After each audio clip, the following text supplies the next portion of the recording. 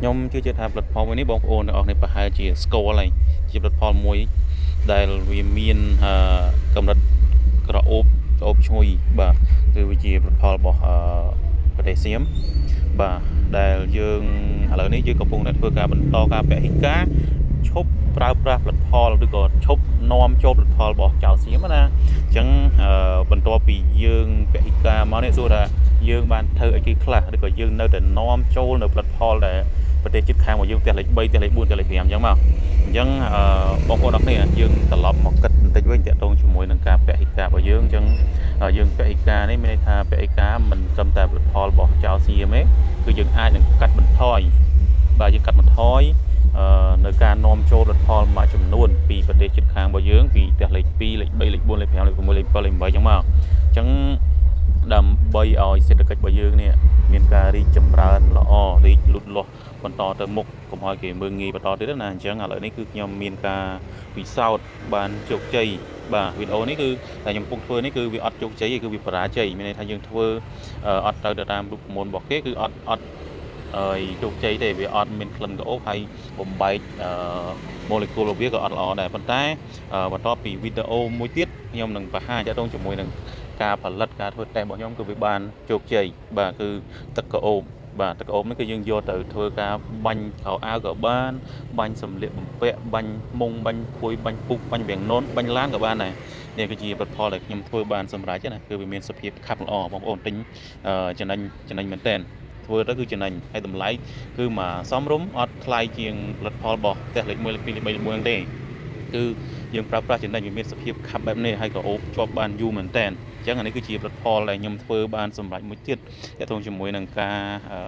គ្រឿងក្អូបណាបាទយើងមានផ្សេងទៀតធ្វើបានជោគជ័យច្រើនអញ្ចឹងខ្ញុំនឹងធ្វើការចេញលក់នៅលើទីផ្សារយើងក្នុងពេលឆាប់ដូចគ្នាបងប្អូនមើលនេះសភាពនៅក្នុងការផលិតរបស់យើងការធ្វើតេស្តគឺយើងធ្វើតេស្តដំបូងគឺទឹកចំនួនតែ2លីត្រទេអញ្ចឹងបន្ទាប់ពីយើងធ្វើជោគជ័យយើងនឹងចេញលក់ទៅលើទីផ្សារបាទយើងមើលសាច់ទឹកអប់របស់យើងទឹកក្អូបរបស់យើងគឺខាប់ល្អមែនតើអញ្ចឹងសម្រាប់បងប្អូនដែលជួយគ្រប់គ្រងផលិតផលក្នុងស្រុកបងប្អូនអាចធ្វើការងាកមកមើលផលិតផលនេះបានគឺគុណភាពល្អ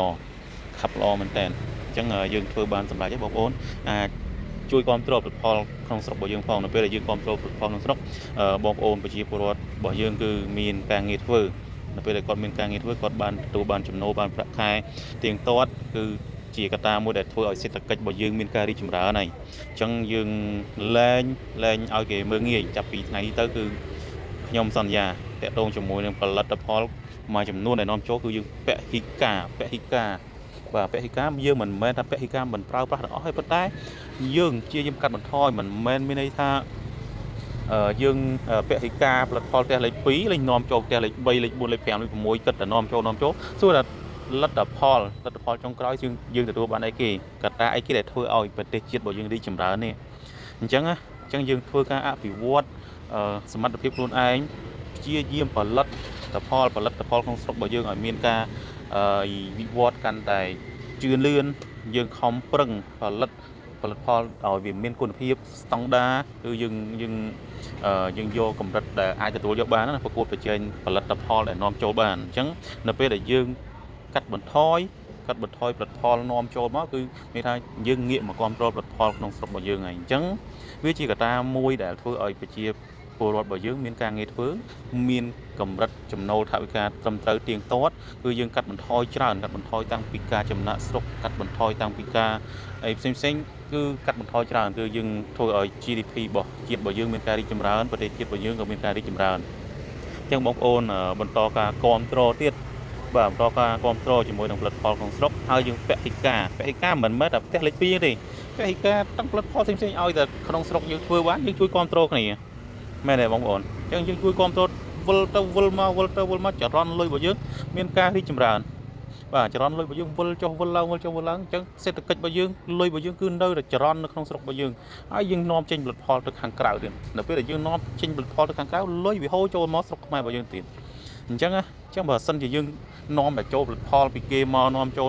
លុយវារត់ចេញទៅក្រៅប្រទេសអស់ហើយអញ្ចឹងវាអត់រត់ចូលទេកប៉ៅយើងចំហធ្លុងហើយ